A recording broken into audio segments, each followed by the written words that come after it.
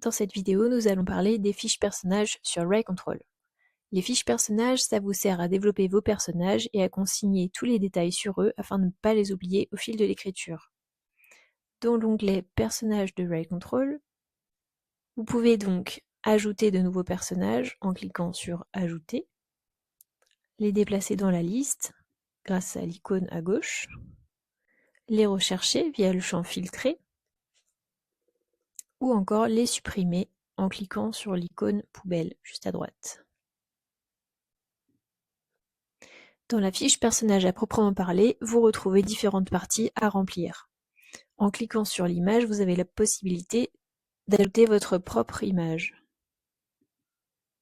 Et vous pouvez aussi en créer une sur mesure directement via le générateur d'images. C'est ce qu'on a fait ici. En haut à droite, dans la partie rôle, vous définissez l'importance du personnage via le nombre d'étoiles. Plus il en a, plus il est important dans l'histoire. Passons en revue ensemble les différentes parties de la fiche personnage. La première, c'est l'état civil. C'est un peu la fiche d'identité de votre personnage.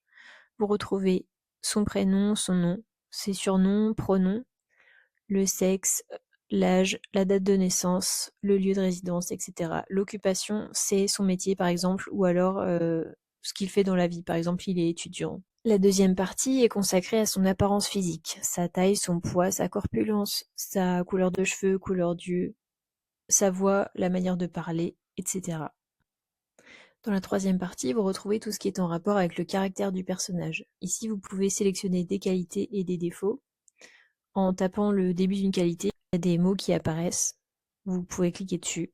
Vous renseignez tout ce qui vous intéresse, les goûts, l'éthique, les manies, les habitudes, les addictions, les peurs, les doutes.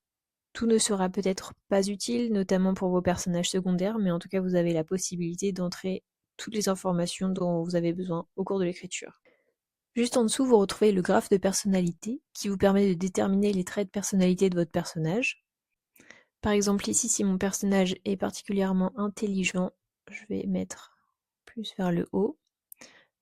Mais par contre, il n'a pas beaucoup de force. Donc je vais baisser ça.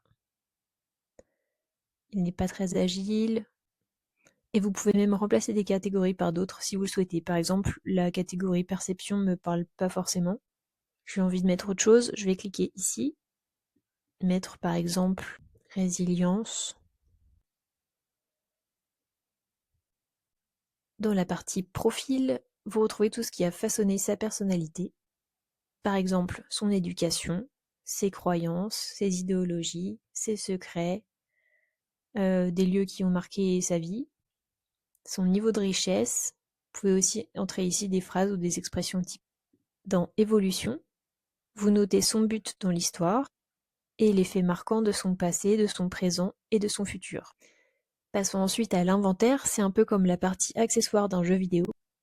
Vous indiquez ici les éléments de la garde-robe, les outils qu'il a à sa disposition. Un personnage qui part à l'aventure, il aura peut-être dans son sac de la corde, des allumettes, une lampe de poche, un canif, etc.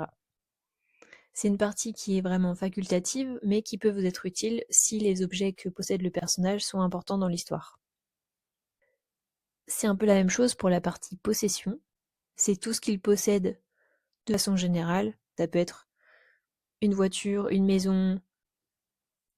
Et enfin, dans Autres, vous indiquez toute information qui n'avait pas sa place auparavant et qui vous semblerait utile pour votre personnage.